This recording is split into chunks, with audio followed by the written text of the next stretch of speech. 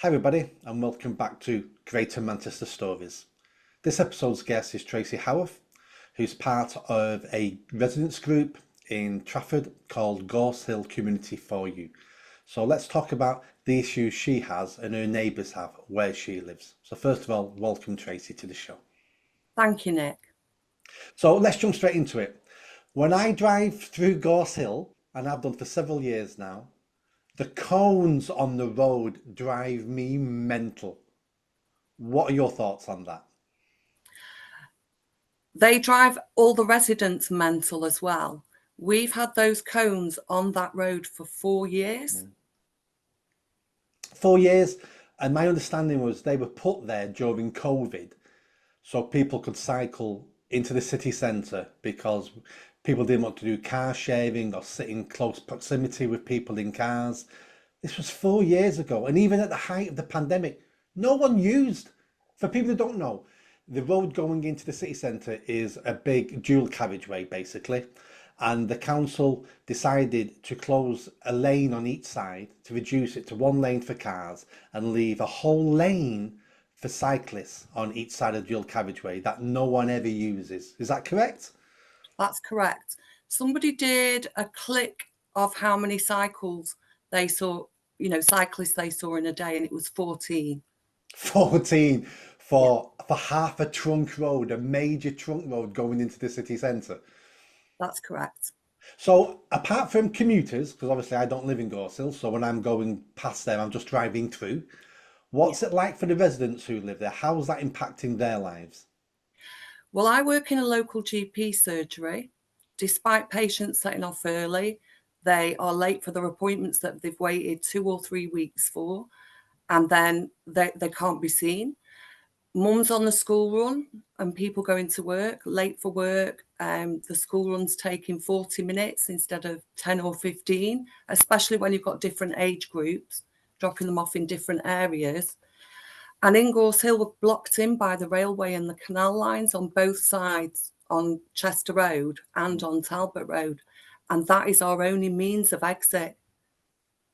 Right, so I didn't realise that. So you're basically hemmed in. You've only got one Yeah, real exit out, and that's onto the cone roads. yes. That's a nightmare. It's, Many residents raised on social media groups um, Many residents raised on social media groups how they were sat in congestion. The replies came back that there wasn't congestion, it was cars that were causing congestion, but it was the traffic light sequences and the cones. And also in Gorse Hill, there's 4 primary schools in close proximity. mm. So it was extra emissions, kids walking to school. Um, our voice was silenced, basically, which is undemocratic. Right, I'm glad you've said that. That's going to be my next point. Let's talk about the council. Let's talk about democracy. Let's talk about public consultation, because the council are not our bosses, they're not our overlords. They're public servants. They should be serving the public of those neighbourhoods. So, were you consulted on this? Did they take your concerns seriously? Did some of your neighbours actually want this and you were just outvoted? What happened there? On the first consultation, I mean, the background is the Mayor's Challenge Fund, and then you've got the Active Travel Fund, and there were 2 tranches. So in the first consultation, 66% of residents didn't want the cycle lanes. There was already an existing cycle lane, and a lot of cyclists go down the canal path into town. But for legal purposes, the consultations had to take place to gain the extra funding. As far as I understand it, all the councils in Greater Manchester had access to this funding, but I understand every other council took the cones away, apart from Trafford Council. Yeah, so Manchester had those cones and Manchester had them for about 2 years. Yeah. Still a silly amount of time, but Manchester removed theirs, but Trafford have still got theirs. Let me tell you from someone who spent 10 years working for Manchester Council about public consultations. Public consultations are a legal duty by the Yeah. council that they have to do. They don't want to do them. They don't want to know your opinion. They've already made the decision what they're going to do. And just before they implement it, they go, we now need a public consultation on what we're going to do anyway. They do the public consultation, they get it, they file it, they forget about it. It's a complete waste of time.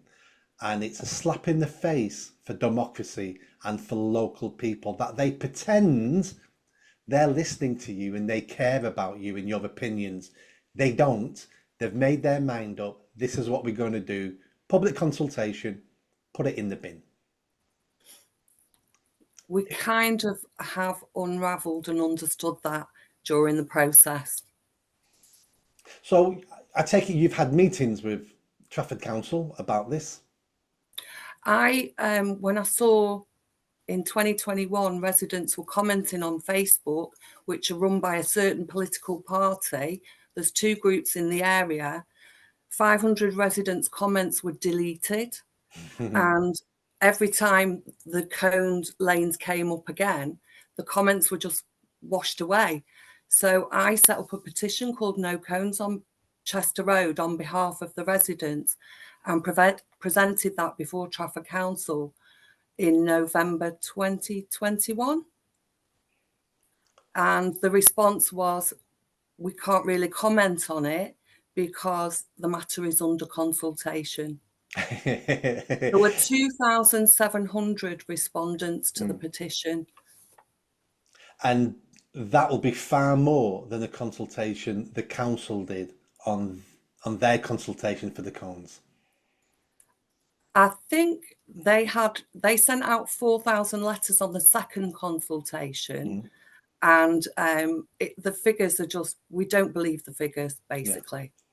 So what councils also do, which people need to understand, is they also send consultations to groups they know support them. So they would have sent those consultations to cycling groups, to green eco-lunatic groups, and those people have a vested interest of filling in those consultations. So consultations are also skewed to what the council, to the answer they want. Now, I suppose you've been told along all this that those cones there are to reduce pollution, to fight the climate emergency, to make sure your children aren't burnt to death 10 years from now when the world's on fire. And what people understand and what the average person understands is this is all rubbish. And even if it was true, cones on Chester Road would make no difference because China, India, America are creating so much pollution. And this is just the latest far left way of controlling us. And I'm not a conspiracy theorist, but cars gave us freedom. When working class people could start buying cars in the 60s, that gave people freedom to take the families on days out, to go visit families who live far away, to get jobs further away than public transport could take them. It gave you freedom. And we're beginning to lose that freedom now. When you can only travel because the state lets you travel and the state has the lines and owns the buses now, well, you're putting all your freedom back into the state and they can take that away, as we've seen in COVID, anytime they want to. I agree with you there, and I have noticed that as well. There's a little town next to us called Chilton-cum-Hardy. Active travel, the coned lanes went along Edge Lane at one point, and LTN, low traffic neighbourhoods, with wooden planters blocking. So it takes longer to travel to Chilton. My friend lives close by, 5-minute car journey, an hour. 1 hour it took to get there. Some people can't walk that far or cycle. And I understand the cycle lanes are in Chilton as well. And quite a lot of businesses are shutting down. Obviously, there are other economic factors at play. But if you can't park there and you can't get there, these businesses are losing out.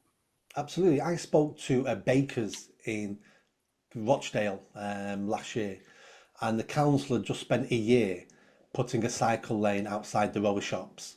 So they removed the existing parking so people could pop in the shops and put a cycle lane there, and everything was messed up for a year.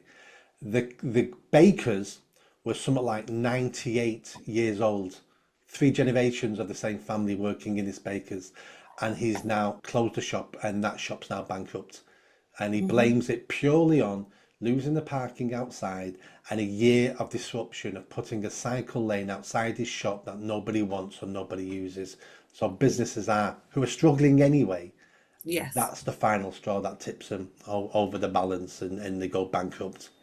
Now, your community group, Gorse Hill Community for You, I'm sure you've got issues with crime in the area and antisocial behaviour.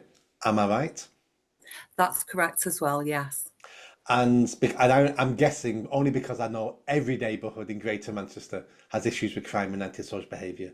And the most serious crimes in Greater Manchester have actually increased by a lot over the last 7 years, while Andy Burnham and the Mayor of Greater Manchester has been in power. Crime is on the way up, serious crimes on the way up. Violent crimes, sex offences, drug offences, all going up. What are the issues you're facing in Gorse Hill? We're facing similar issues. There are drugs. You walk around the area, go to the local shop, you can smell weed really strongly because we live so close to the ground. There is illegal traders, people park in illegal places, illegal parking attendants. There was a big drive last Saturday on the match where they all seemed to disappear a couple of days after we had our meeting.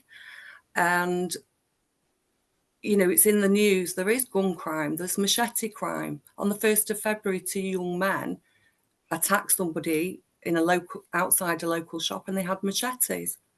A lot of crime is underreported.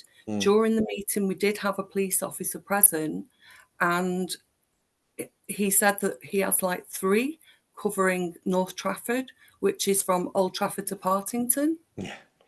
So they're under-resourced, not enough police officers, not enough bobbies on the street. People do not feel safe walking around. No, and I get the same comments no matter who I speak to across Greater Manchester, basically across the country. This isn't just a Greater Manchester country. All our public services are failing, and some of them we can live with if they're failing, unless you use those services. But the police, if the police keep crumbling the way they're crumbling, it's affecting everyone's lives, and nothing will work in this country if we don't have law and order. Now, part of the reason why the police are failing is mismanagement. You know, our police service 2-3 years ago were in special measures because it was a failing police force, because the mayor allowed it to fail and didn't get a grip on it, and eventually the chief constable was retired. He wasn't fired, by the way. They allowed him to retire. He should have been sacked, but we don't sack anybody anymore now in the public service, even when they fail. And the reason why we're not tackling some of the issues in your area and across Greater Manchester, partly is there is under-resources. That's an issue across the country. But it's also about priorities. Why are we prioritising hurty words on Facebook? Why are we prioritising that's a mean tweet on Twitter, so we're going to knock on your door and tell you don't be tweeting things like that? And I'm sure that's hurtful if you receive nasty stuff online. But on the grand scheme of things, surely you being robbed and being stabbed and being shot, which is happening almost daily now in Greater Manchester, surely that's a priority, not hurty words. And I just don't understand the direction the police are getting. And then did you see the news yesterday? A Greater Manchester police officer was in court yesterday for sexually abusing a 6-year-old girl while on duty. Yeah. It's like, who are you employing in the police force? Absolutely crazy. And residents and areas in Greater Manchester like you are suffering because of this. Well, I think a comment that was made was that the police used to be given a job on merit, and now they have to fill certain quotas. No, absolutely. So we want so many Bangladeshi heritage, so many gays, so many lesbians, so many university degrees, and it's like, I don't care who you are, what you are, and what your qualifications. I don't care. I want the best person for the job. And that's what we used to do in the police. And let me put this to you. You're walking to the shops in your area and 3 18-year-olds, lads with hoods up, grab you, push you against the wall, and they're going to rob you. and you see a police officer running towards you, and it's a 6 stone, 4'8" woman police officer running towards you? Or would you rather see a 6'6" ex-rugby player, 17 stone male police officer running towards you? Which one would you rather see? I think a male, because they are stronger. And you've got to remember, when you've got one angry, violent man, it does actually take 6 police officers to get them in the back of a van. It does. And am I sexist for saying that?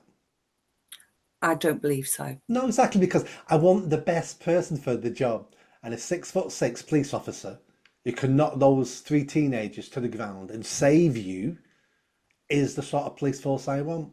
And I said police force then because I don't want a police service anymore now. I want a police force. I want to hammer criminals. I want criminals afraid of the police. We've got to a stage now where the criminals laugh at the police. What can you do? I dare you to arrest me. My friend's going to film it and will call you racist.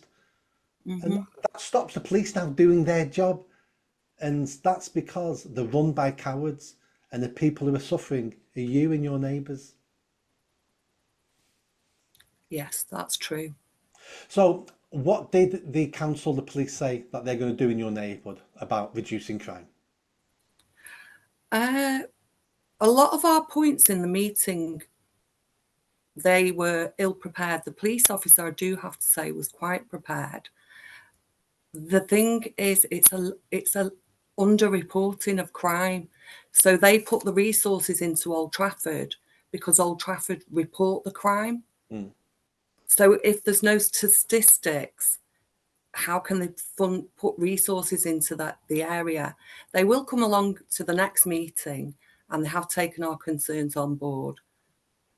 Yep, and that happens everywhere. I used to work, I wasn't a police officer, I was a council manager based in police stations. So that's perfectly correct. So every month, the police look at their stats and say, oh, there's lots of crime there, we'll put more resources into that area. So areas that don't report crime and don't report issues are basically neglected. And that sounds unfair, but that's the way it works. My final question is, over the last few years, do you think your neighbourhood is getting better or getting worse when you take everything into consideration? Getting worse. Right. And I think everybody in Greater Manchester will say exactly the same thing. And that's not all down to our local politicians and down to the police. It's down to everything that's happening in our country. But local councillors, the local police need to take some more responsibility for this. But things are getting worse. And don't we want to live in a country where every year we can say, it's a bit better here. It's a little bit better this year. A little bit better. We don't expect big jumps of improvement, but things should be at least going up. The graph should be going up. Yeah. Up. Even if it's a small improvement, like you say, to look back, let's say, for example, New Year next year, can we look back and see if Gorse Hill and other communities in Greater Manchester have they improved? Yeah, and unfortunately, they're not. And unless we have some radical change, I don't think they're going to start improving. Tracey, thank you much for coming on and telling us about what it's like living in Gorse Hill. And I'm sure everything you said can be repeated across every neighbourhood in Greater Manchester. And hopefully I'll chat to you again soon. Thanks very much, Nick. You're welcome. Thank you. If you like that video, don't forget to subscribe to the channel, hit that notification bell and comment. And if you like what I'm saying about running for Mayor of Greater Manchester, then stick around. Tell your family, tell your friends.